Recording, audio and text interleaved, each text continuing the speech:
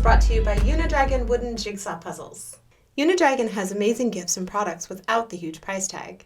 To say that these puzzles are amazing really does not do them justice. They are wooden puzzles that become artwork in your home. They are colorful, expertly designed, and created to last a lifetime. So my friend and I have been getting one puzzle a month online. We've been ordering them, and we came across this site called www.unidragon.com, and they have the most amazing wooden puzzles that are truly a form of artwork. They last a lifetime, they are colorful, they are expertly designed. They actually have this world map that ranges from 51 to 110 inches wide, and they're made from oak, walnuts, a peel, and even acrylic mirror. They have wolves, lions, fishes, foxes, bulls, unicorns, just about anything for anyone. They range in size from 10 inches to 7 inches high, the little ones.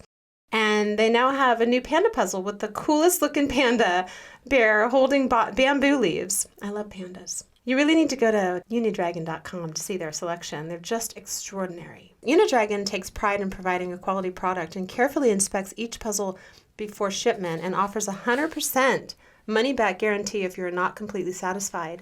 Unidragon really stands by their work, and that's one of the things that I loved by them. They ship internationally and also offer free shipping to the United States, Canada, and Australia for orders over a certain amount. These are actually interesting because they're not square or rectangular puzzles. That's gorgeous. So when you look at like the wolf or the lion and stuff, it's the head of the lion, and there's no square edges. No, there are no square edges. So these are quite difficult, but they're actually worth it. And what a great thing to do with your family. Like, even if you have kids, you can get a whatever their favorite animal is and then sit down as a family and do the puzzle. It's great. And then afterwards, you can hang it on their wall. It's a piece of art. They really are beautiful. Look at that butterfly. That's gorgeous. I love that. Look at this fox one. Oh, yeah. That's beautiful. The wooden jigsaw puzzle alluring fox. Wow. And it's a great price point. It's wooden. You could literally keep it forever. Yes. Yeah. $40 for a wooden puzzle. Yeah. And, 10% off. Plus, if you buy 3 of them, it's 33% off. Wow, that's great. So basically, buy 3, get 1 free. Unidragon.com. Today's episode is brought to you by Aqua 9 Plus all-natural ionic mineral alkaline drinking water. Aqua 9 Plus is one of the first and only all-natural ionic mineral bottled drinking waters in the world. It has one of the highest and most stable pH of any bottled water on the market, with a pH ranging from 9.5 to 10.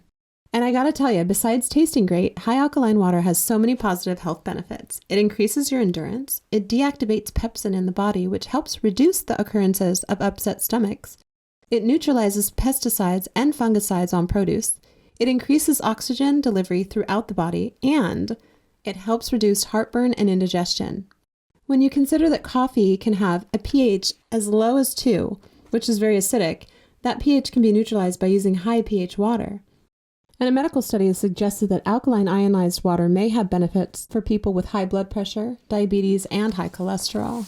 You can go to aqua9plus.com. That's AQUANINEPLUS.com to find the nearest store that sells Aqua 9 Plus all-natural ionic mineral alkaline drinking water.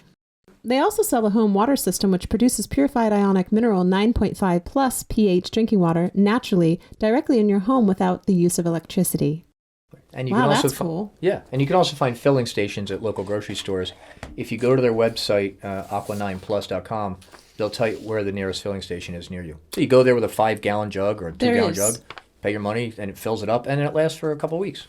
There's actually one at Air One. There's all the Air Ones. It's a great water. It's really great water. It actually tastes great. We are grateful to have them on the show and supporting us. Yes. But I also love their water. No, their water tastes great. Good morning, Bob. How are you? Good morning, Cory. How are you? I'm doing well, thanks. How's your day going? My day's going well. We have Burt Ward coming in the studio today. We do. I can't Robin even believe from Batman it. and Robin. I know. That's just unbelievable. You know, he was one of my childhood Crushes. Yes. I mean, all of us in were. His tights. In his tights and his cape. And I couldn't wait to get home to see him. So to have him sitting across from me, I'll be at a Zoom call. It's COVID-19, right? Pandemic. We have to do Zooms. Well, the TV's sitting across from me. Right. It's just amazing. And I've met him several times. And he's always been gracious and kind, and he's got a big smile, and he's full of energy. So I am very excited to actually interview him today about his dog food line, and now it's a kitten food line. It's going to be a lot of fun. Yeah. So I have to ask you something. And I know I'm wrong. I know everybody listening to this podcast is going to say I'm wrong. But my wife, who I love to death, I have OCD. So I don't make anybody do anything for me. I won't make you clean. But don't move my things. If I put something, especially like in Did I move something? No. I'm sorry. Oh. This is my lead up to the story. Schooled? No. So I have, I have a bathroom that's between the podcast studio and my office. And I have everything laid out there. I know where my brush is and everything else. So my wife, God bless her soul, came in and said, I'm going to clean the bathroom because other people go into that bathroom. And I said, don't put anything away. Don't touch the things that are in the cabinets. I know where they are. I said, and I'm not asking you to do it. I'm saying don't do it. If you want, I'm not telling you to clean it. If you want to wipe down the sink, wipe down the sink. That's it. And she starts doing everything. And I'm saying, please stop doing that. She goes, no, I'm going to do it. I'm going to clean it. I said, okay, but I'm telling you not to. So anyway, I back away because I'm smart. And she cleans the whole bathroom. Happy wife, happy life. Yes, yes. Then, afterwards, she comes to me with a frown. What's wrong? You didn't say thank you. For what? For cleaning the bathroom. I didn't want you to clean the bathroom. You cleaned it against my will, forced me to clean, and now I have to say thank you for doing so. And she got mad at me, probably rightfully so. But do I have to say thank you when somebody's doing something that I'm specifically asking them not to do? Okay, let me dissect that for 1 second, okay? You're asking me. I've been divorced twice, of which I've never left either one. So I obviously did everything wrong. So I would go ahead and say, thank you, honey, for doing what I asked you not to do. yes. I'm going to go with Irina. No kidding. I'm going to go with Irina. Girl power. Right? All right, well, let's see. So we're going to start the show in a few minutes. I'd like people to leave a comment and tell me if I'm wrong, which I'm sure a million people will do, or if I'm, no, I don't keep you winking at the camera. But give me your comments if your significant other, spouse, comes in and does something that you specifically asked them not to do. Are you obligated to say thank you when they're done? And then we'll go on to the show. I don't think that it's obligation. I think that it's recognition and just saying, hey, I noticed, and like, thanks so much. For doing what I told you not to do. Exactly. Hey, let's start the show. Welcome to the Coriolis Effect with Cory Oliver, me. And today's guest is a very special guest in my world as I ran home from school every day to watch him on TV. He's really a legendary character in Hollywood and in my life. I'm very honored and privileged to welcome him today. He has a great, amazing dog food line. I can't say enough about him other than wow, bam, and Shazam, right? Holy capers. Holy capers. We have Mr. Burt Ward in the studio today. I'm so excited. That's our class. That's our studio audience. Yes, it's our studio audience. And I mean, one. Honestly, you've kind of brought my life full circle. I met Adam West years ago, and now I get to meet you, albeit we've met a couple times briefly at award shows and things of that nature. But having you here one-on-one is a privilege and an honor, and I can't thank you enough for taking the time today. We're going to talk a lot about animals today. You should let Bert speak. I'm going to. I'm just. I'm. As you can see, I'm so excited. Like this is you're blessing me today. You really are, and so I am proud to announce that you have come up with a new, you've had a dog food called Gentle Giants, and you are now branching out into the kitten world, right? That's my little Batman sound. You please tell me a lot about this dog food line, cat food line. I read about it, and I can talk about it, but as Bob said, let him talk. So, all right, Burt Ward. Well, first of all, good morning, citizen. Good morning. It's a great pleasure to be on your show. Let me give you a quick background. My wife and I, for the last 26 years, have operated the world's largest giant breed dog rescue. In the last 26 years, we've rescued more than 15,500 dogs, all of which would have been put to death if we hadn't been there to save them, and all of which have lived in our home with us.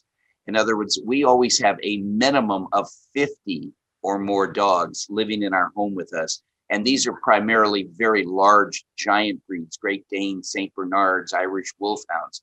We do have some smaller dogs, smaller breeds. Through the years, people would come to drop off their giant breed dog and they say, well, thank you for taking my Great Dane, but I guess I'm going to have to take my poodle into a shelter to be put to sleep. And we say, no, we're not going to let that happen. Oh my gosh. So although we initially started not with to cut you off, Dane, but are these inside the house or outside the house? all inside the house. They're all in our home, living in our home with us. Okay. And we in fact, on our website, generalgiantsdogfood.com, we have a full screen video of more than 50 of them in bed with us.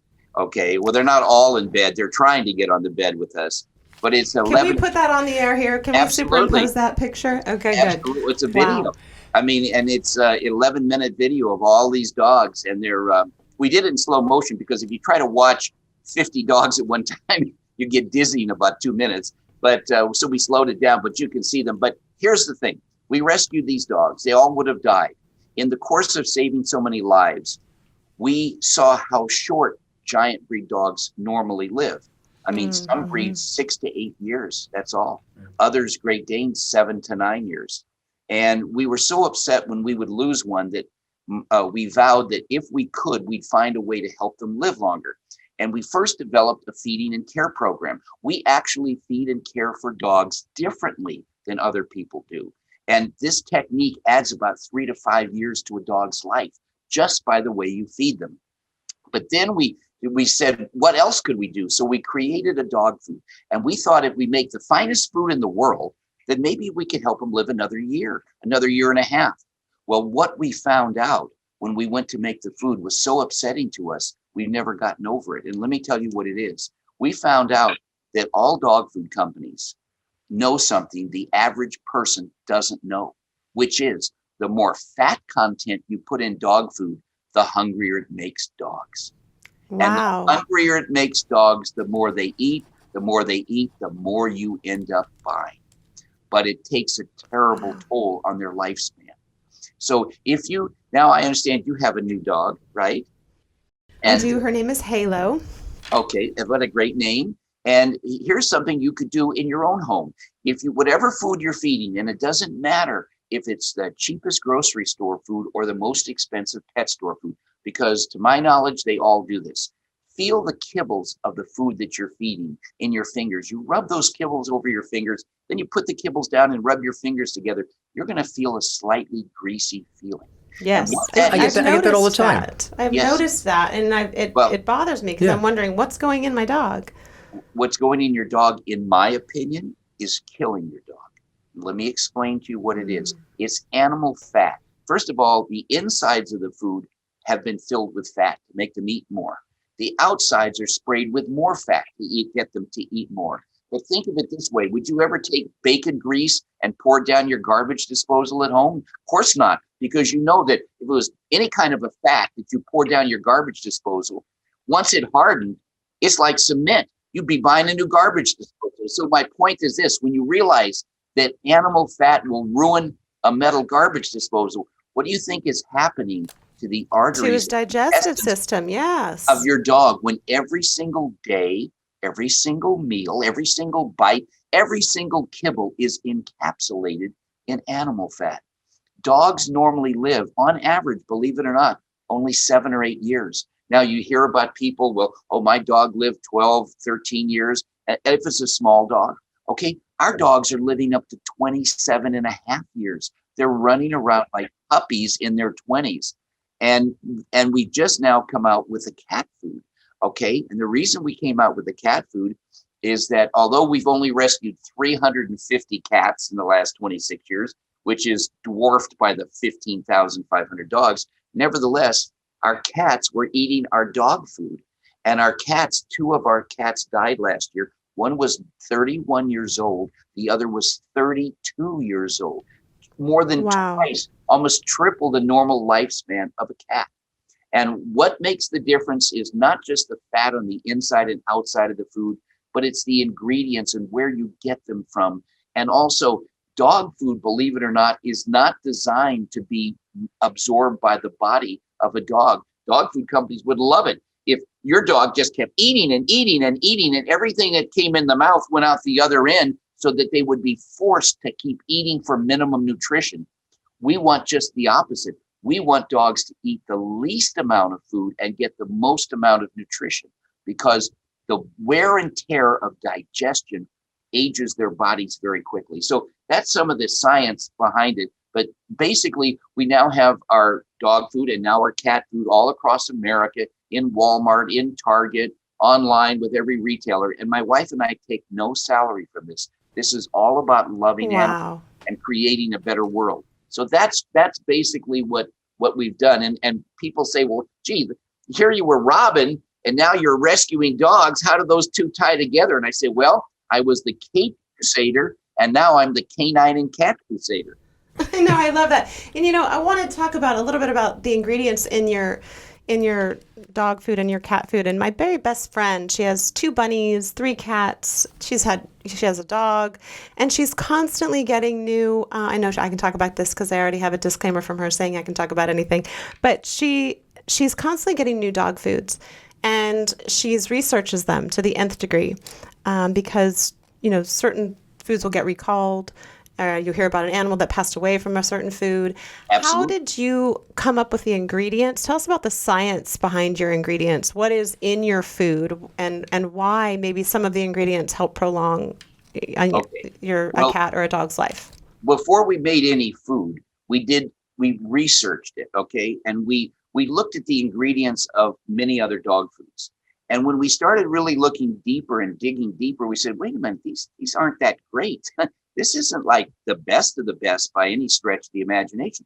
So then when we started really looking into it and going to companies that could make this food for us, almost all of the companies said, oh, well, this is the ingredients we use. I mean, everybody uses it. And we said, no. We don't want to use it. Some of those are very controversial, could be cancer causing. We only want the best of the best. So it was a big problem for us to find a supplier who could actually make the food. And it turned out it wasn't a dog food supplier, because we couldn't find one that made dog food that had the standards that we wanted. So we had to have somebody that also handles other foods and human foods and things like that, and has higher ratings. And like, for example, in our chicken formula, we don't just buy it from some third party, or never, of course, in any country in the Far East or anything. No, ours is all U.S., but it comes from Tyson, who is the largest producer of chicken in the United States. And they're the one, if you go to your grocery store, you'll often see Tyson. Well, we want the best of the best. So we're going to buy the ingredients that are the best, no negatives, all natural. And something that you might not be too aware of, but is really important, is that GMOs, genetically modified organisms, are shortening human lives and dog lives. In the case of dogs, on our website, gentlegiantsdogfood.com, we have a video that we didn't do. It was put together by some veterinarians. And all these veterinarians from all across America were giving their opinions. And here's what almost all of them said the same thing, which is years ago, 10, 15 years ago, I would see 1 or 2 patients a month that had cancer. Now I'm seeing 2 or 3 patients a day that have cancer. Yes. And they attribute to the genetically modified organism. So all of our food is non-GMO. I think there's only one other company besides us out of hundreds that make dog food that is non-GMO. But the ones that other one still has too much fat in the food. I mean, they're all of these things together. And people, I tell people, if anybody ever says to you, oh, you got to try this dog food, you got to use this, just ask them one question, which is, if this is such a wonderful product, please show me photos and videos of how long dogs are living eating this dog food. And the problem is nobody, to my knowledge, but us, can actually show photos and videos of dogs living way beyond their normal lifespan. So I'm sorry, not to cut you off. I have a question. So when the dog lives to be 25 and 26, is it still active and like robust? Absolutely. People say to us, well, wait a minute. If you could really have a dog live, 27 and a half years, that dog could probably hardly walk. I'm sorry. That's not the case at all. They're running around like puppies in their mid-20s. Okay. I have one dog. Okay. She plays a game with me. when it gets really cold at night, I mean, and they're in and out all day because they live in our house, by the way. They're not in some building. They're not in some yard. They're in our home, living communally with us. 50 dogs. 50? More than, always a minimum of 50. Okay. And some of these You're giant awesome. dogs. Oh, well, I tell everybody we've gone to the dogs here. But in any event, I have this one dog. She's 26 years old, and she plays a game with me. When it gets good and cold out, she likes to stay out a little longer. All the others run in, and she makes me chase her. I'm outside chasing this dog who's 26 years old, running. I can't even catch her. So she's keeping you young. Exactly. Well, keeping me active for sure. Let me ask you a question. You know, you say you have over 50 dogs and you have cats as well. Right. I often wonder, you know, my daughter has a dog and they get along great, but her dog is a little bit food aggressive. I'm not sure why. We're trying to figure that out because she's the sweetest dog on the planet. I'll tell you why. And so when you say you have 50, I get anxiety. I'm like, how do you feed 50 dogs at one time? Well, you go to one big communal bowl, or is No. Okay. Well, on our website, gentlegiantsdogfood.com, we have a section called Special Feeding and Care Program. This is explaining how we have them living so long. You know, how you care for your dog, how you feed your dog, and what you feed your dog. What you feed your dog is our food, but the other two are very important as well. So here's the answer to your question. All of our dogs get along amazingly, and none of them fight over food, because we know exactly how to train them, and we know exactly how to avoid the problem. How many times, if I could ask you, do you know how many times a day your daughter is feeding her dog? She feeds her twice a day. In the morning and at night. And by the way, I want a disclaimer here. She is a fantastic mother and she has raised this dog great and she's trained this dog very well. But it's that one area where we're trying to figure out why she's so food aggressive. Well, we don't know. I'm going to tell you why. I'm going to tell you why. All right. Here's the reason why. She's only feeding her dog twice a day. That's a big mistake. That is a huge mistake. And that is going to shorten her dog's life. And let me explain to you why. Okay. Think of it, you know, a lot of times I use human examples because we can all relate to human examples sometimes better than we can to animal examples. So let's say in your case or your daughter's case, she went to see her doctor for an annual checkup, right? And while she's there at the doctor, she asked her doctor the following question. Doctor, am I better off eating 1 or 2 big meals a day or 4 or 5 smaller meals a day? What do you think her doctor would say? 4 or 5 small meals a day. That's what I eat. We all know that. But what she's not doing, she's not thinking and applying that to her dog, who is not designed as well as a human being. That's the reason dogs don't live as long. They're not designed as well. So it's actually much more important for them to eat smaller, more frequent meals than for us. We feed our dogs here a minimum of 5 or more times a day, smaller, more frequent meals. Now, I just want to say that I do it right because I feed Tinks 4 or 5 times a day. Right. Now, so here's the thing. You ask about the aggression. Well, here's the reason for food aggression. Okay. Think of it. If you are a person or as an animal, they're only going to get fed every 12 hours on average. Okay. That's a long time to wait. So here comes when they're starving and all of a sudden they're going to get food and somebody else has got food and they're going to be panicking for it. Our dogs are trained to self-regulate how much they eat. And when you put out the food many times a day, then, you know, it's like going past your refrigerator. You don't have to eat every time you go past the refrigerator. When our dogs go out, sometimes we put the food out for about 10 minutes every single time. And maybe they'll have a little bite. Maybe they'll eat a full meal. Maybe they'll eat the equivalent of a salad or a dessert. They only eat what they need. They never gain too much weight.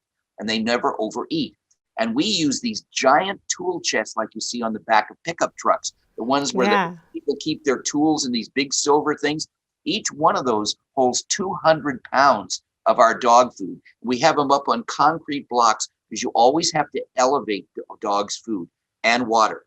Okay. And so what happens is we open those buttons and all of these dogs are feeding from 27 of these feeders. 27, each holding 200 pounds of food. I mean, our dogs eat 600 pounds of Gentle Giants here every single day. You wonder why you started a dog food company. That's incredible. Question is, why do you have to elevate the food and water? Very important. You shorten your dog's life if you don't do it. Yes, And I knew that. You didn't know that, Bob? shortening life. So Apparently not. here's the reason why. Think of it this way. Most people don't realize, but by the time a dog, now if you have a little tiny dog, you can add a couple years to what I'm saying. But in general, the average medium-sized dog, by the time a dog is 7 or 8 years old, it starts to have a problem getting up. It starts to have a problem walking. And within a few years, that dog can't get up anymore. And when it starts to poop and pee on itself, that's when people take it to a vet to be euthanized, even though mentally the dog is perfectly alert. And sadly, the dog trusts you after all these years and would never think you would harm it. So what is the horrible injustice? Why is it the dog is being put to sleep? Because it can't function anymore. It can't get up. It can't walk or run or play. I mean, and it's, going to the bathroom on itself. Yeah. So why is it that our dogs can run around like puppies in their 20s? Your dog's in the background. Yes. Well, that's one of them that wants to come out and visit because she hears me talking to you. But why is it that ours can run around healthy and other people's dogs can't? And here's the answer. On Batman, on almost every show, we had these hourglasses, like the sands of time are running out. Yes. Where, okay. Well, think of your dog's energy to be able to get up, to walk, to run, to play, like the sand coming out of that hourglass. When it comes all the way out, it's over. It's over for our dog as well as yours. But here's the difference. We found a way to slow down that energy coming out. And by slowing it down, it lasts longer. One of the ways you slow it down is by reducing the stress on a dog's body. If think of a dog, a big dog, or even a medium-sized dog that walks over, has to lean down to a bowl on the floor to eat and get the food, come up and chew, go down to get the water, up and down and up and all day, every day. It's wearing their body out. Do you see? Prematurely. Well, if you're just tuning in, we are talking to a very special guest today, Burt Ward, the original Robin on Batman and Robin. And he and his wife have a dog food company called Gentle Giants. Not just dog food, it's cat food now, kitten food now. And it is 100% complete and balanced diet for kittens, adults, seniors, indoor, outdoor, lactating females, sensitive stomachs, which a lot of dogs tend to have. Burt, I hang on. I have a question.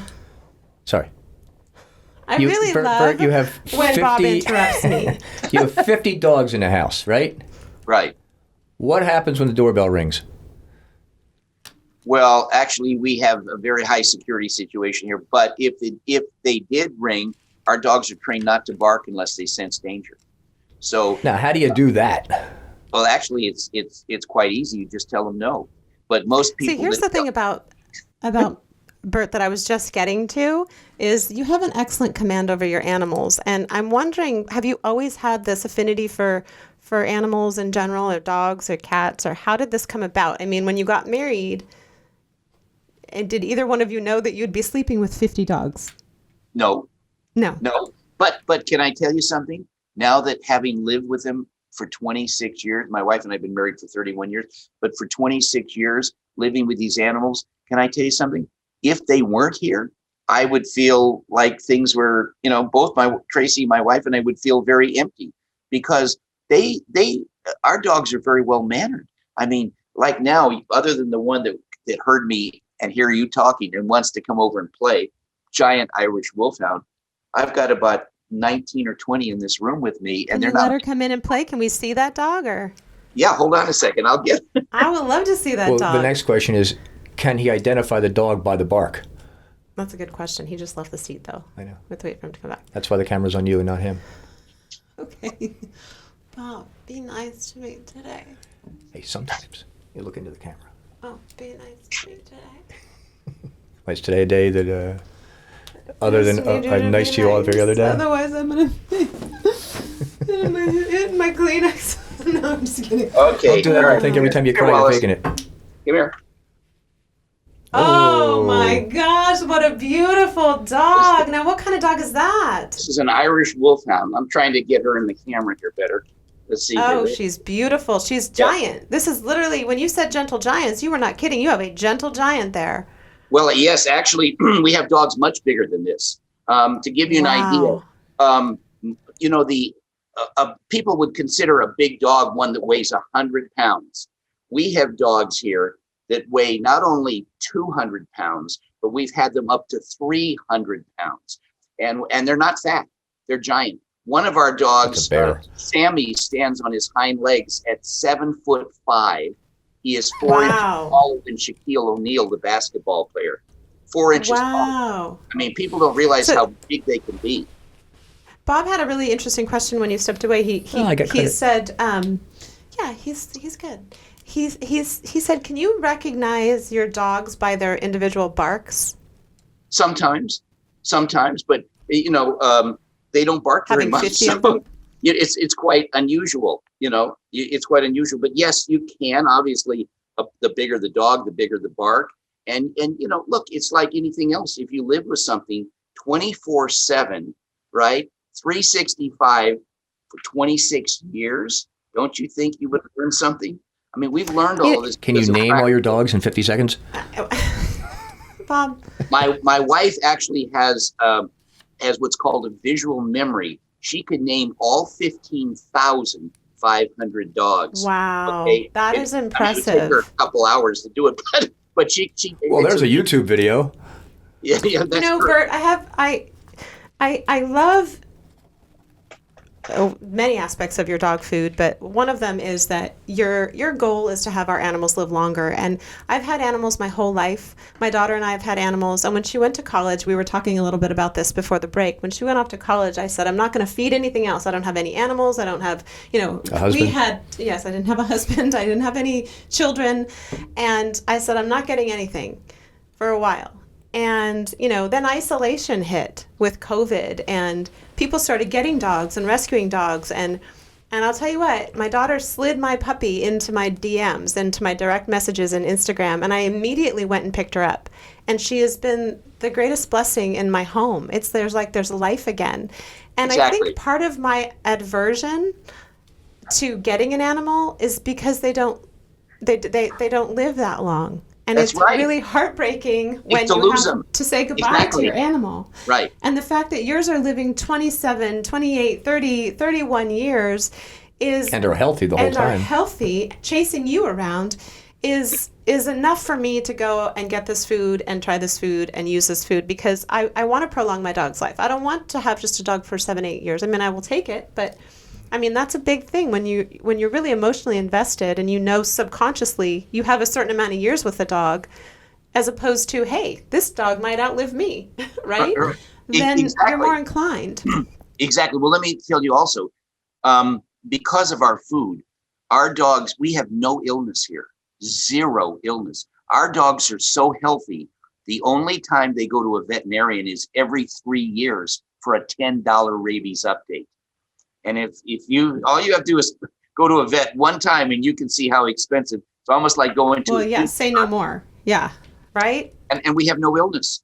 And the people, in fact, I got an email from someone 2 months ago that wrote to me and said, you don't know me, and I just want to thank you for your food. And my German Shepherd has eaten it his whole life. He just passed away, but he was 23 years old. Pretty amazing. For a German Shepherd, that's a long time. Their lifespan is like 10, 11, maybe 12 years at the most. So here's his dog that lived more than twice the normal lifespan. And I'll tell you something, it's not just wonderful for the dog, but think about it as you as a pet parent. If you can have your best friend with you for an extra 5 to 10 years longer, what does it do for your life? It enriches your life. And you're right, with the horrible COVID thing, so many people are taking dogs out of shelters because they're at home. And this has been great for dogs, rescuing them out of shelters, because otherwise they're constantly being put to death because there's no room for homeless dogs. And you started this particular brand of dog food at first. It was just dog food when was it? 2005. 2005. So before 2005. Yeah, what were you spending on dog food? Oh, well, because we operate the world's largest giant breed dog rescue, we got a lot of donations. and of food, and that's how we actually had a chance to examine so much food and to see what the results of feeding other foods that have, and the problem is not just the fat content. If you go to a store and like a pet store, and you look up on the shelf, you say, okay, oh gee, this one has 25% protein. Oh, this one has 28% protein. Oh, this one has 30%. Maybe I should get that for my dog. That's all marketing. It's actually bad. If you feed a dog more than 22% protein, you can prematurely burn their kidneys out. People, they don't know this. And the other thing is something really important. People say to me all the time, well, your kibbles are very small, but how does a big dog, I mean, I would think that a big dog would have big kibbles. Well, excuse me, it's just the opposite. The bigger the dog, the less they chew. Little dogs are all about chew, chew, chew, chew. Big dogs are chomp, chomp, swallow. Well, you don't want when they swallow pieces whole, you don't want a big chunk of a kibble in your dog's stomach, because that's harder to digest. You see, as opposed to it makes complete sense. I mean, it makes complete sense. And I was raised with dogs, and my whole life they've always said just twice a day, just feed them twice a day, just twice a day. And you're right, they're hungry. By the time they get their bowl at night, they're gonna wolf it down. Well, they're in starvation mode the whole time. Right. So that makes such sense. I'm gonna implement that with our my grandpuppy. I call her. Bailey is her name. She's a golden retriever mix, and she's just so sweet. But I'm going to see if that works, because, people are telling my daughter, and my daughter just loves this dog, and she's doing everything she can to. It's just the greatest dog.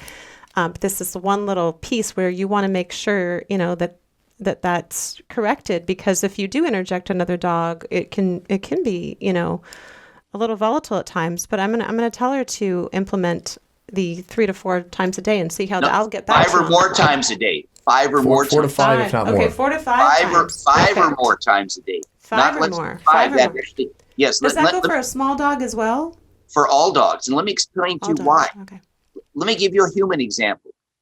In your own life or your daughter's life, have either of you ever gone out where maybe you went to a buffet or the food was so good and you overate and you literally came home and had to lie down to digest your food? Has that ever happened in your life? Every day.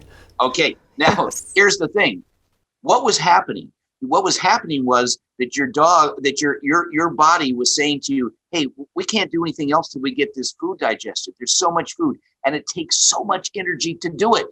Well, remember I told you about dogs' bodies wearing out quicker, okay? And what you don't want to have happen is to have your dog's body wear out fast. So how do you avoid it?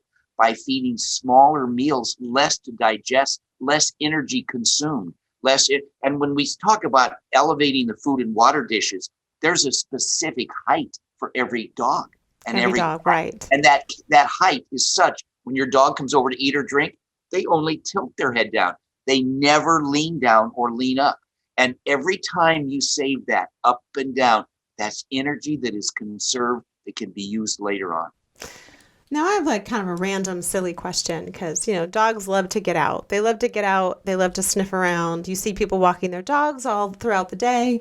How do you and your wife walk 50 dogs, or do some dogs not like to go out? You should see the size of the leash. Because I've seen people in Hidden Hills, like dog walkers, and they'll have 20 dogs. The leashes are all, fanned out. Spider-webbed out, yeah. And the guy will have an excellent command of these 20 dogs. And, I think it's a misconception when people say, oh, dogs will fight, or there has to be one leader. How have you managed, just that alone, walking your dogs with 50 of them? We don't have to walk our dogs because we have our property and we can let them outside in our yards. That's good. We have we have 5 acres here in the heart of the city. Okay. Fertilized land. Yeah. But at the same time, the areas that we have for our dogs, excuse me, are sectioned off so we can control how many at a single time. We rarely have all 50 out at the same time. It's just easier to handle. You know what I mean? But our dogs they get along, and because they're in and out all day and they're used to each other, we have a very nurturing environment here. The big ones and the little ones cuddle together. You know what I mean? And a perfect example of what it's like to live with more than 50 dogs. So we're here on the phone talking. All right. So let's say at lunchtime, I get up to go into the kitchen to make some lunch. Well, in this room with me, I would say probably 18 to 20 dogs. Well, these 18 to 20 dogs, they get up and they all follow me into the kitchen. Oh, Well, yeah. of course, when they get into the kitchen, there's not enough room in the kitchen for all these giant dogs. So they go through this painstaking process of adjusting and trying, and this one lies down and that one. And by the time that I finish getting a sandwich or my lunch, now I'm leaving to come back, and now they've just settled down, and now they all get up and follow me back here. Do you remember the show Kate and Somebody Plus 8 where they had 8 kids? Yeah. How about a brand new show, Burt and Tracy Plus 50? Yeah. And we'll just follow you and your dogs. Because the other question I have is, you're an actor and sometimes you do appearances. If you and Tracy go somewhere, do you have people that come over and watch the dogs? How No. do you get a dog sitter for 50 dogs? Well, you don't. Only because there would be, even though they're Shift. perfectly trained, you don't gamble with that many animals with somebody that isn't trained how to handle them. So we can be gone for like 8 or 9 hours. Or when I would go out and make personal appearances across the country, Tracy would stay home and she would let the dogs out. But we can be gone for 8 or 9 hours with no problem whatsoever. But, when we're here, I mean, we start at 5 a.m. letting dogs out until about 11 in the morning, just letting them out. And do they have like a time? Okay, Spot, Rover, Alpha, you're next, and then you buttons, mittens, and There's a you're on deck. routine, just like in our human lives, we have routines, and because everybody has to have a chance to get out, they mainly want to live in the house with us, and it's like she was crying, not crying, but she was barking to come out because she wanted to be over here with me, as I brought, her name is Wallace, by the way. And do the dogs know their times of when they're going to go out? Oh yeah. That's another thing. Be sure you don't feed your dog at a specific time. And the reason for that, if you fed your dogs, and let's say you fed them every day at the same time, well, guess what? Life is imperfect. There's going to come a time when you had to go someplace or you couldn't get home or whatever. And if you fed your dog, say like 5 o'clock every night, and you couldn't get home, your dog's internal clock goes off and they start getting stressed because they're hungry. And then they start getting worried, and stress kills, So all of these things, we remove the stress out of an animal's life. We give it the maximum nutrition and where they can comfortably eat in whenever they need to and never be hungry. And that's the environment that we create. No stress environment. And so tell me a little bit about, you have 50 dogs. How many cats do you have? Well, right now we probably only have about 8 or 9, but we've rescued them because we find homes for them. I mean, the 15,500 dogs have all been adopted, except for the 50 plus that I have here. They weren't adopted. And in fact, these probably will not be adopted because the youngest dogs I have here right now are 14 years old, 14 to 25 years old. Over 60% of the dogs I have here right now have already lived more than twice their normal lifespan. More than 60%. If you're, I keep saying this because I'm just so excited to have this guest today. If you're just tuning in, we're talking to Burt Ward, who played Robin on the original Batman. I actually have neighbors, and she has twin boys, and I had one thoroughly convinced for years that I was Batwoman. There you go. That photo. Batgirl. Batgirl. Sorry, Batgirl. For years until he finally called me out on that one. You do have, I'm switching gears and then we'll get back to this dog food because I want to talk about the dogs and the cats more because I did recently get a dog myself. But you achieved something that most of us in this business would just, I don't want to say die, that's a terrible word, but just we would love to achieve. And that is you received a star on the Hollywood Walk of Fame in January 9th, 2020 during COVID. Right. And before COVID, thank goodness. Just before COVID. It before was COVID. March. Right. Yeah, actually, it was fine. March, but Yeah, then the world kind of shut down. exactly. And I want to give applause to that. That's a beautiful thing to achieve. That's a wonderful gift. And tell me a little bit about that experience and what happened and just how that made you feel. Well, first of all, it's not easy to get a star in Hollywood Boulevard because it's more than just being an actor or a performer. Because they have it, it's not just for television, but it's film, it's music. I mean, they have them for equity, which is theater. You can. There's different categories that they give awards, but they want to give awards to people who are also community conscious about doing, things for other people. And the whole thing we do with our dogs is not just for dogs. It's really, we're trying to make a better world for all of us to live in. And so I do a lot of charity work. Okay. And so does my wife. We do charity work, and it's really great because they appreciate that. And that was one of the reasons they selected. So to give you an idea, on that actual day, it was tremendous. They close off Hollywood Boulevard, every television station. I mean, there are like 30 video cameras there and all these people. And it was a great honor. I mean, it was absolutely fantastic. But right after that, it was 11 a.m. and it went till about 1. And right after that, around the corner, because this was right in front of the Guinness Museum of World Records, where my star is, which is a great place on Hollywood Boulevard. That is, wow. And actually, it's 5 feet away from Adam's star, and ours are facing each other, which is kind of cool because that's about the distance in our dialogue that we would have from each other, standing from each other. But right after that event, around the corner at the Hollywood Museum, we put on the first annual Burt Ward Batusi for World Peace. Okay. And what it was is we got people from all around the world on video. We had of dancing the Batusi. In other words, stopping whatever they were doing with all the stress and all the strife and all the, oh my God, so much anger and all of this stuff.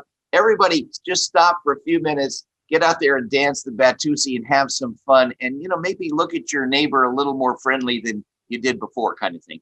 And love it. We did this and it was tremendous. Oh, we have Israeli soldiers in front of the Wailing Wall on video dancing the Batusi. We have the host of Channel 10 in Australia, the #1 station in Australia, dancing the Bat. All these people doing this for positive. And then we also have a company called Superheroes to the Rescue. And we gave out awards on the same day I got my award. We gave out awards to people who've made a difference in lives by doing positive things. And one of the awards we gave out was to a young man, doesn't have a lot of money. He's a pilot. Okay. I mean, just flies a small, single engine plane. But he loves Batman. He dresses up as Batman. He dresses his dog up as Robin. And they fly all across the country. They go to states where shelters are going to put dogs to sleep, and they prematurely arrange for the dog they pick up to go to another adjoining state where they could take the dog, because wherever the dog is that they can't adopt, and now they're going to put it to sleep because there's not enough room. So they actually fly dogs, are all picking up and flying, and dogs and cats to places where they can live and be safe. And what a wonderful thing. And he does it with his limited amount of money. Nobody supports him. He spends all of his money to do this.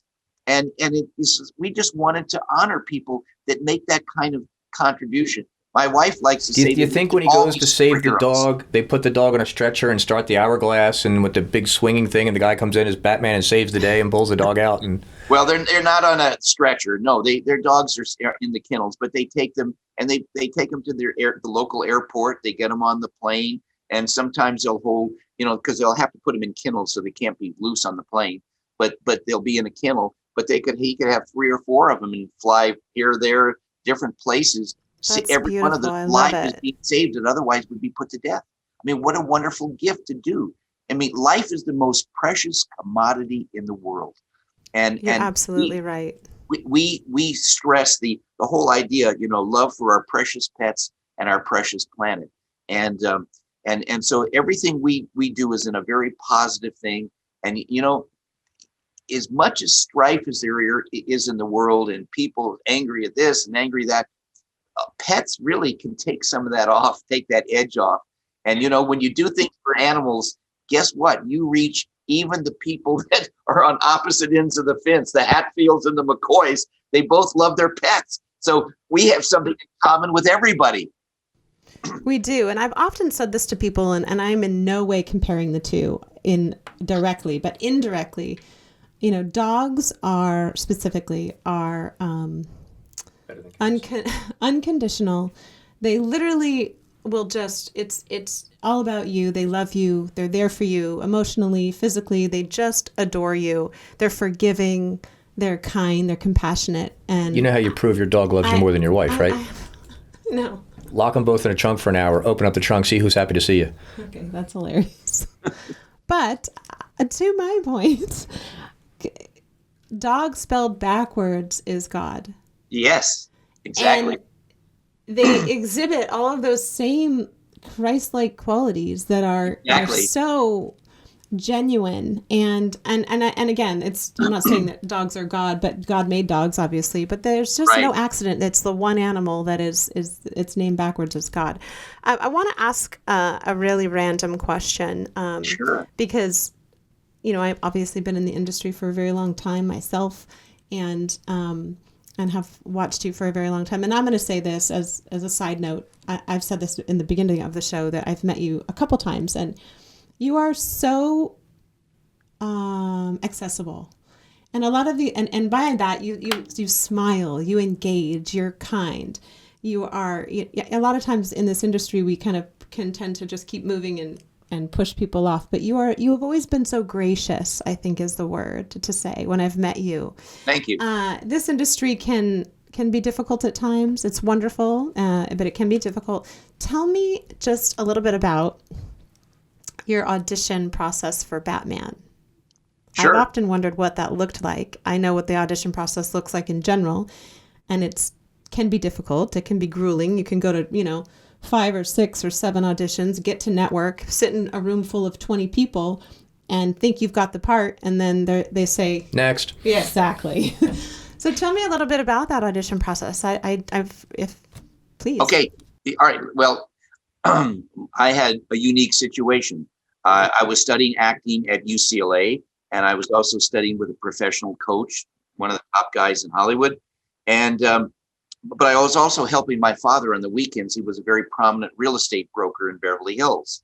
And I would do what they call sitting on houses on the weekend, where you wait there and open house and people come in to look at the house. And my father had like a group of 62 houses. So he couldn't be, at very many, and obviously in the course of a day. So I would help him. And one of the people that came in was a producer, a famous producer, who ended up buying the house. And I got to talk to him because, I am engaging. I can talk to anybody, and we got talking, and I told him what I wanted to do. And I asked him if he would watch a scene. And I actually did a scene for him. And he said, I think you've got talent. And I think that, I would like to try to help you. So I'm going to send you to an agent. So he gave me this agent's name. I contacted the agent. I went to see the agent and it was no big agency, just one little 1 or 2 man agency. And the first thing the man said to me, the agent, was, I can't get work for the actors I've got. I never would have taken a new actor. Don't expect to work for a year. And if you get a job, you'll probably only get 1 sentence or 1 word. Okay, that was, all right, that's what he said to me. And I said, well, and I left there like, wow. But it was about 2 or 3 weeks later, someone from his office called and said, there's something over at 20th Century Fox. We got an appointment for you to go over there tomorrow afternoon.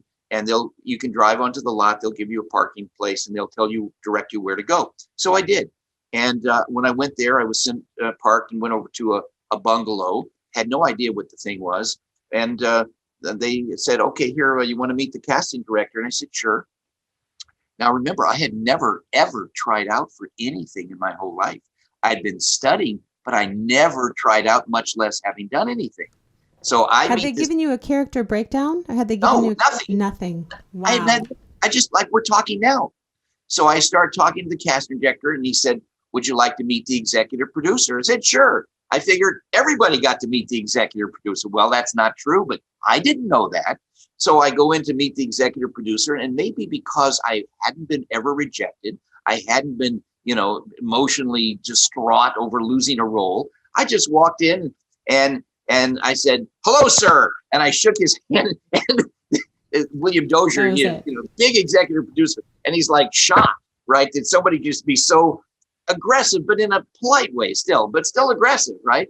And he looked at me, he said, well, you're kind of big for this part. I said, oh, I promise you, sir, I won't grow anymore. Right? Well, how can you promise it when you're not going to grow? Right? He laughed. He said, would you like to do a screen test? I said, sure. I figured everybody got to do a screen test. Well, that's not true either. But I didn't know that. So it was arranged for me to do a screen test. I had no idea what the part was. So I go in to where they do the screen test. And the first thing they wanted to see is some athletic. Well, at the time I was a brown belt in karate. So I did some stuff and I broke a board with my hand. And then they said, okay, we want you to do some dialogue. We have another actor here and we want you to do some dialogue. I said, okay. So they handed me a single piece of paper. On that paper, it had Bruce, not Bruce Wayne, Bruce and Dick, with each one having some dialogue. Okay. Nothing about Batman, nothing about Gotham City, nothing that other than just regular conversation. So they introduced me to this actor, Adam West, and I sat down and in the first 5 minutes of talking to him, it was about 15 minutes we had a chance before we actually did anything. He and I started laughing after 5 minutes. And we never stopped laughing for 50 years. Okay. I mean, we got along instantly so well. So here we did this dialogue and they said, okay, fine. Thank you very much. I said, okay, nice to meet you all. And I started to leave. They said, wait, whoa, we're not done with you yet. I said, oh, you have something else? Yes. We want you to go over to the other side of the sound stage. There is a wardrobe trailer and there's going to be 2 wardrobe men there to help you get dressed.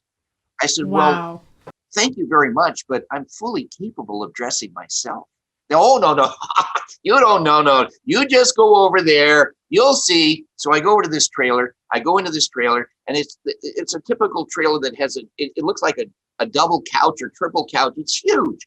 And on this couch, all over this couch are clothes. And I said, am I going to put some of this on? They said, no, you're going to put all of it on. I said, what? Well, they helped me get into this outfit, the most uncomfortable thing in my entire life. Everything hurt, itched, rubbed the mask, rubbed my eyelashes, irritated them. Okay. And plus I couldn't see other than straight ahead. I couldn't see down. I mean, you're going to have to step down to get out of the trailer. All of these things, right? It's the tights. Man was not built for tights. Oh, yeah. Me. All right. Anyway, all of this stuff. So I don't even know how to move. It's like everything, if I move anything, everything hurts, doesn't feel good. So I started to hobble out of that trailer. And I thought for a minute, I turned around to these 2 wardrobe guys. I said, look, the good news here is that after another 15 or 20 minutes, I'll never have to wear this horrible costume again. Famous last words. Oh, but so not true. So, right. But who knows, right? So then I go in the set and there is Adam and he's in another costume. You have to understand where I grew up, there wasn't a Batman comic book. There was Superman, but no Batman. I never heard of Batman. And even when I saw him, I thought, well, maybe this is some Shakespearean piece or something we're going to be doing. What is this? And whatever it was. So then they said, I did this stuff and I left. And it was about 6 weeks later. Okay. And during the 6 weeks, I would get phone calls. After the second week, I'd get a call from the studio say, oh, well, what's your shoe size? Oh, well, 7.5. Oh, what's your hat size? Oh, I don't know. I don't wear a hat. Well, go get your head measured. Well, where do I go to get my head measured? I mean, real life kinds of questions, right? And after a month, I got called in to the agency. They said, oh, we want to sign some contracts with you. I said, great. I said, now they're going to formally represent me. So I go in and I sit down. And when I look at the contract, it doesn't have the name of the agency. It says 20th Century Fox. I said, what's this? Wow. They said, that's your contract. Oh, well, I thought I was signing agency contract. No, it's studio. You mean I got the part? You mean the studio didn't tell you that? Nobody had told you. And then when I got to the studio, they couldn't believe that the agents. So for 4 of the 6 weeks, I had the role and had no idea. And the agent said, I told you I'd get your work. Wow, now, one more thing I want to add. Story. I want to add one more thing. When I met the executive producer again, William Dozier, he was very nice to me. He said, Burt, would you like to know why we selected you to play this part? I said, yes, I would. He said, first of all, we interviewed 1,100 young actors for this role. Wow. 1,100, that's a lot of competition. And he said, the reason we selected you is forgetting television. if there really was a Robin, I mean, the real thing, we think that you, Burt Ward, person would be it. So we don't want you to take on an acting role.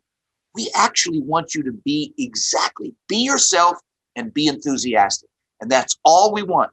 That's what I did for 120 episodes. Well, you do personify Robin. I mean, anytime I think of Robin, we think of you. Well, absolutely. Very high energy.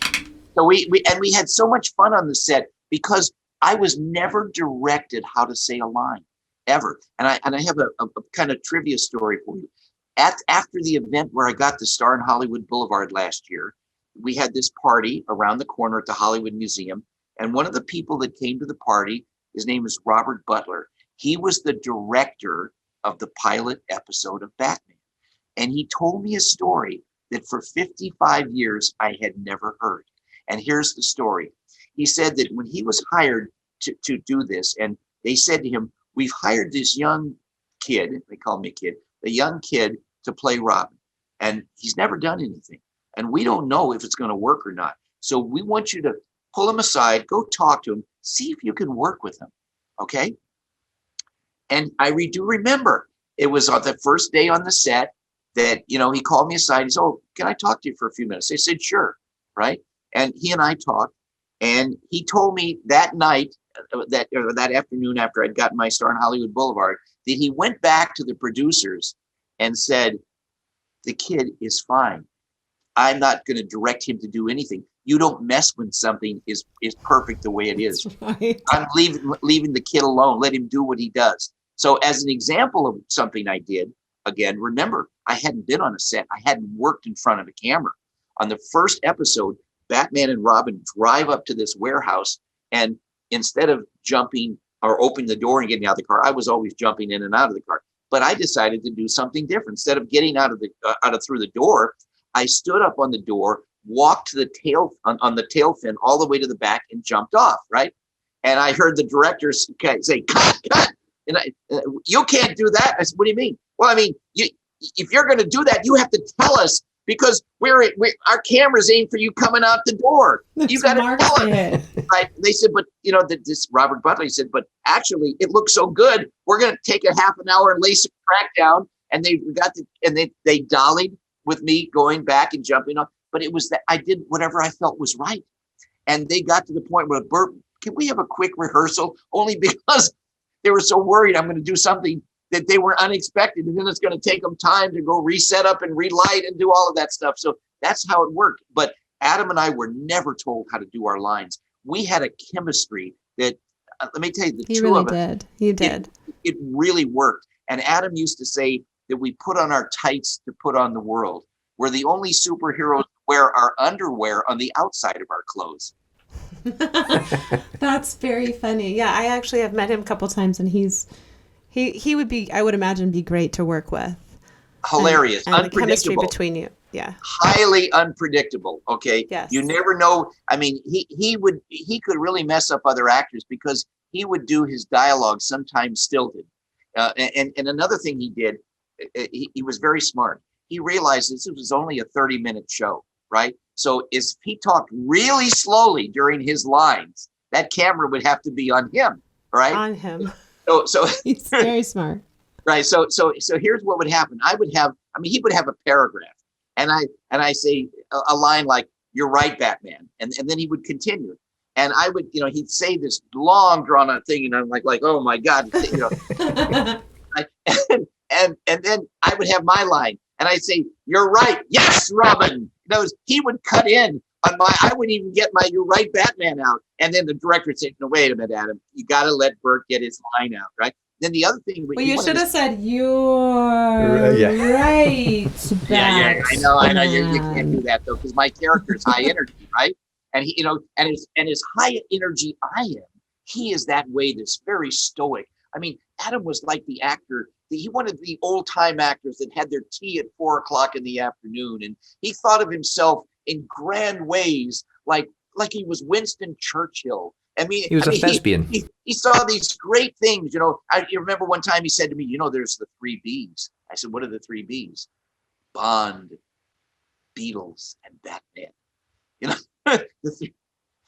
I love that. and so that kind of stuff that we had, but we had a great time. I did want to say one funny thing he would do. We would have a 2-shot where the camera set on the two of us, and then at a certain point he would turn and come up to the camera and fill that camera so full that all you could see was his mouth on that camera. They say, Adam, you can't do that. This is a 2-shot. Get back there. He said, I had to do it. Oh, well, why did you have to? Because I was motivated. Oh my, I mean, he would pull all of this stuff on them, and he was funny in his own way, and he was so charming, and he and I could sit there and laugh together off the set. We played tennis on the weekend. We were really friends. That's so nice. And now for the show to have only run really for 2 years, from 1966 to 3 years, to 1969. 8. Yeah. 8. Right. All of 66, all of 67, 67 and 68. Right. You know, it was such a huge phenomenon. Plus a couple of movies. Right. Plus a couple of movies. Why do you think that it got canceled when it did? Money. All about money. They was losing money. Think of it this way. We had all these effects on the show, you know, these giant birthday cakes and this exploding and this and that. And instead of having a crew of about 30, which is a normal crew, at points we had a crew of 80 people working on that. And almost all of them were involved with trying to get these effects to work. And as I understand it, and this is back in 1966, 67, 68, where the dollar was, you know, they were losing like $300,000 an episode, and over 120 episodes at $300,000 an episode. Well, they finally got to a point where they had enough shows in, you know, that they could rerun them forever. And interestingly, when shows are rerun, they're usually sold in blocks of a year, 6 months or a year. Batman was so popular. We were number 1 and number 2 in the entire world at the time, that our show was sold in blocks of 25 years. In other words, if you were a station and wanted to rerun, you had to sign up for 25 years on Batman. Wow. Yeah, that's... I heard a long time ago that like every star who was anybody in Hollywood wanted to be a villain on Batman. Exactly. And there weren't enough roles. Everybody. Listen, so here's what they came up with. They had a great idea. Yeah, Vincent Price, he played Egghead. But here's what they came up with. Because there was only so many roles, right? They came up with the thing of Batman and Robin climbing up the outside of a building, and a window would open. And the first one was Sammy Davis Jr. And then there was Jerry Lewis, Don Ho, Colonel Klink. There was just Betty White, everybody that could, and even those weren't enough opportunities. More people wanted to be on. It was the number 1 and number 2 show in the entire world. It was we would make an appearance. In fact, when the show aired, we did a first Batman movie that came out a few months after the show aired, and we were trying to go to 36 theaters in New York in 3 days. We had a bus, 17 police on the bus, anywhere from 100 to 150 police at each theater, just, you know, holding back the crowds. And even so, I got my costume torn like 3 or 4 times in trying to 3 days, and we could only go to 33 theaters. What they would do is that we would go in, they'd stop the movie that was playing Batman, we would come out on the stage, and I'm telling you, people were like, just Adam's right, you were the Beatles. Of the number of people that reacted to Batman. Oh, well, to that point, I actually was invited to Comic-Con a couple of years ago, and wow, was that quite an experience. I went for a show that I was doing at the time, but your fans and the fans of comics and shows like this are such loyal, amazing fans, and they just love you, and they love, you know, they want to get to know you, and they're just, I couldn't believe the people that turned out for that. It was amazing. Have you had a chance to do a lot of the Comic-Con appearances? And well, let me just tell you, in my years following Batman, I've done more than 7,000 personal appearances, signed 8.5 million autographs, more than 8.5 million autographs. Okay. And for 25 years, I lived on the road doing 300 cities a year in 365 days for 25 years. So let me tell you, I understand what it's Can you like. imagine doing that? Taking 50 dogs with you every time you go to a hotel? I was just going to say, that was pre-dogs, right? That was a pre-dogs, yeah. Well, I think that, you've certainly blessed my life. When I was younger and I got the chance, I would literally run home to watch the show, and just the Yes, kids, there were no DVRs, no VHS recorder. You had to be there when it aired. I had to be there when it was on, or I didn't get to see it. And if I missed an episode, I really missed you and Adam. I was like, what? You had a crush on Robin. I had a crush on Robin. I did, actually. Sorry, I did. No, that just shows you have excellent taste. Yeah. I did, but the truth is we were very, very similar. I was always happy and smiling and kind of just jovial all the time. And she wore tights and a cape to I think school. I identified with you more than Adam, although I did meet Adam years ago, Right. and he had a certain je ne sais quoi about him as well. So, but having said that, I can't thank you enough for being on the screen when I was younger. And I want to talk just a little bit more. I have one more question about your dog food and cat food.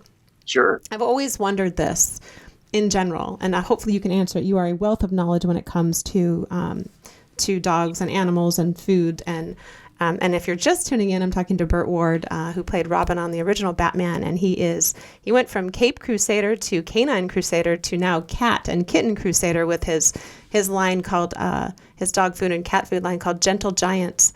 And one of my questions for you is, why is dog food and cat food so different?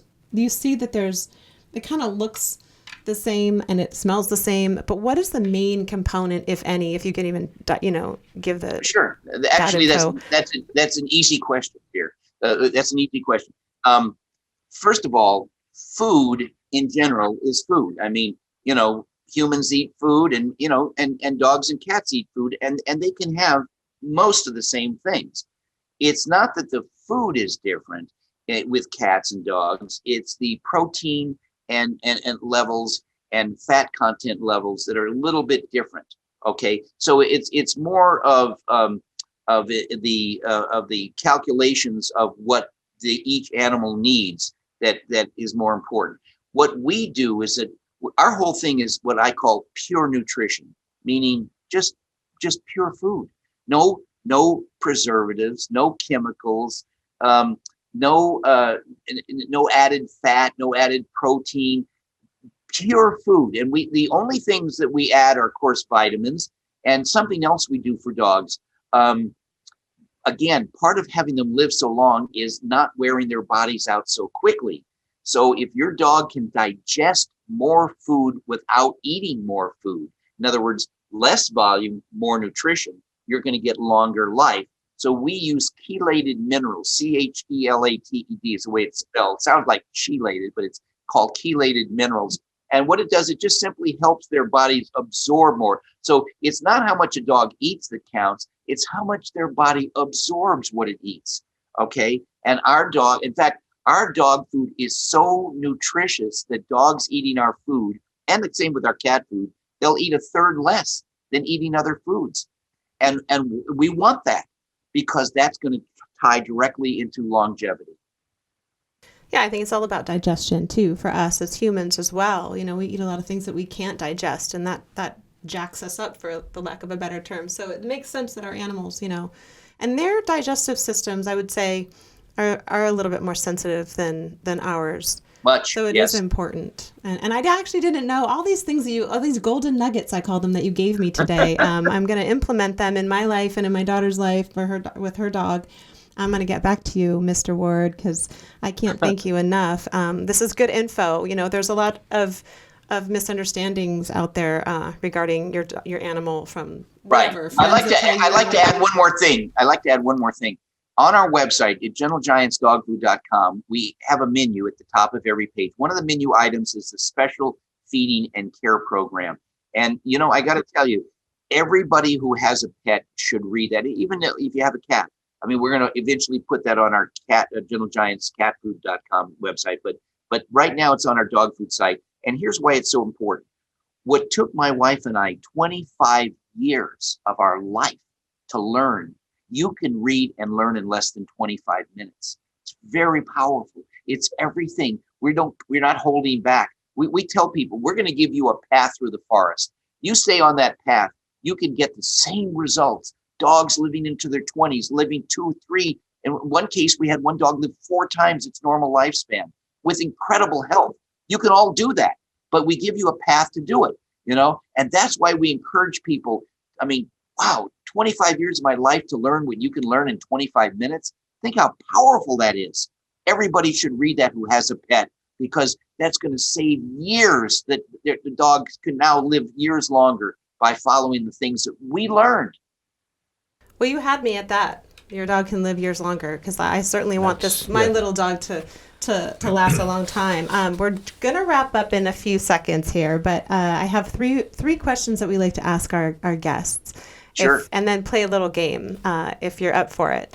Sure. The first is describe yourself. Sorry, my earpiece keeps falling. This is the hazards of live TV, live podcasting, live recorded podcasting. Yeah. Describe yourself, Burt Ward, in 3 words. I could do it better in 2 words. Okay. High energy. Okay. How about very high energy? Very high energy, yeah. There you go. Yeah, that's true. Well, I'll add a couple of them.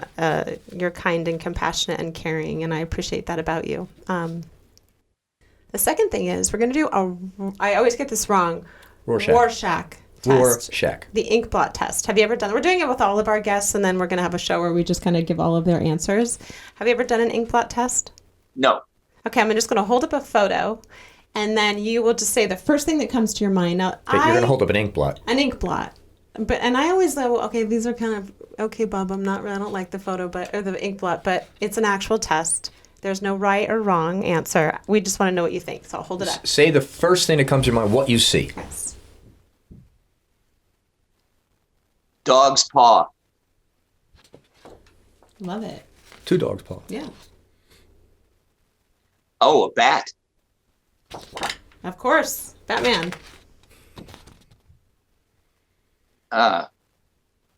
It looks like 2 Tibetan monks going through some ceremony.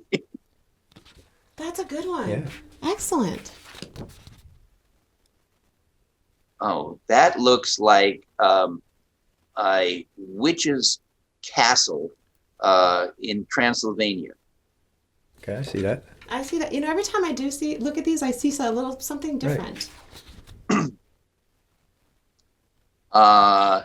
That is a bird that catches fish diving into water. Ah. Really, it looks like Adam West. That. I see that. I got to get an earpiece. I see that. That was good. And our last question for you, although I could sit with you all day long because I'm just... Enamored. I'm enamored, and I'm so... truly, before I ask this last question, and then I'll let you go on with your day. Life is just full of surprises and full of blessings. And I say this a lot during our show because I know it's been a really difficult time for many people. They've been isolated. It's been hard. It's been difficult. But you never know what tomorrow is going to bring. You just don't. And God is faithful, and He is good, and He gives us everything that we need. But truly, if you had said to me, even last week or a year or 10 years ago, I'd be sitting here with you today, talking with you, somebody who I admire and have admired my whole life.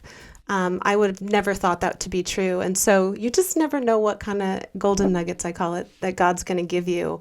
And so I just want to encourage people out there today that, don't give up. Just keep going. Press on. Keep plowing through. That, you might be sitting one day interviewing one of your childhood heroes. Yes, exactly. Crushes. Whatever. It's a gift. Did you have a Robin lunchbox? I've got some golden nuggets for you. Okay, if I may. Give us, yes. All right. Yes.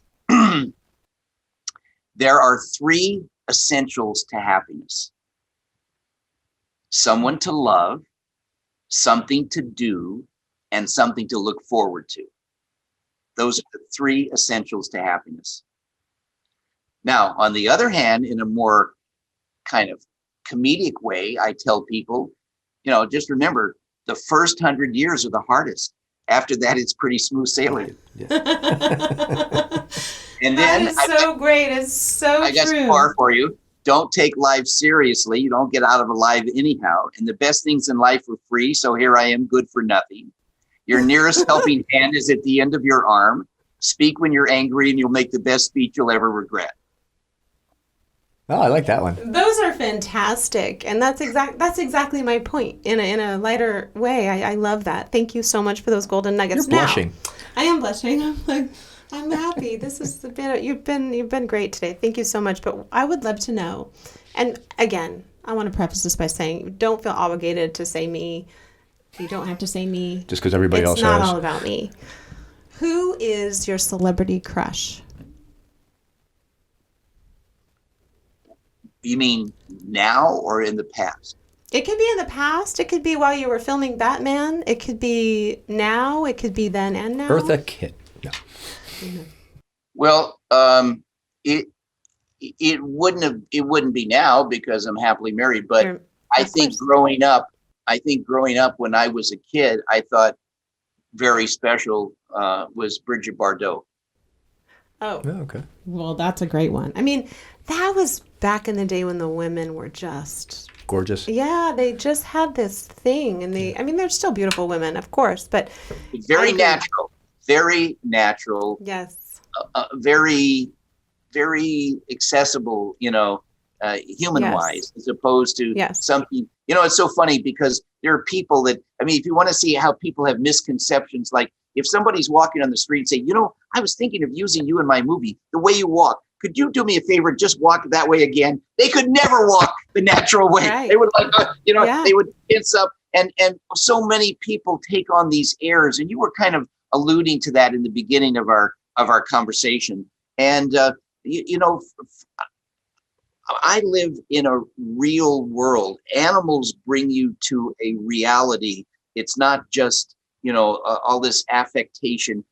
It kind of gets me sometimes because I hear about these certain performers that say, oh, I'm very involved with rescue. And I say, oh, really? What do you do? Well, I go to the parties, I drink the champagne, I eat the hors d'oeuvres. Well, that's a Right. lot different than taking dogs into your home, spending 4 or 5 nights a week in animal clinics trying to save dogs' lives, because life is the most precious commodity in the world. So, we all develop opinions of things, but we always try to live and let live. We try to make a better world because every living creature, needs to be encouraged to do better in their life. And that's what we try to do. I agree. Well, I can't thank you enough, Burt Ward, the original Robin from the original Batman. No, the original Robin from the original Batman. Thanks, right. Bob. And he has a dog food and cat food, Gentle Giant. And you can find it online at Target.com, Walmart.com, Petco.com, Chewy.com, as well as GentleGiantsPetProducts.com. Right. Thank you and so at much. the stores in Walmart and in Target stores all across America. In stores. Oh, perfect. Wonderful. Well, I'm going to go get some today for my dog because I can't wait. I really can't. I know she's going to love it. Thank you for being our guest today. We love you. We are so grateful to have you, and we just thank you for all that you do.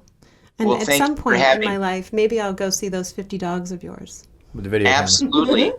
Don't wear your best dress clothes, though. Okay. That sounds good. Thank you, Burt Ward. We thank you so much. Thank you, citizen. As we said on Batman, to the Batmobile.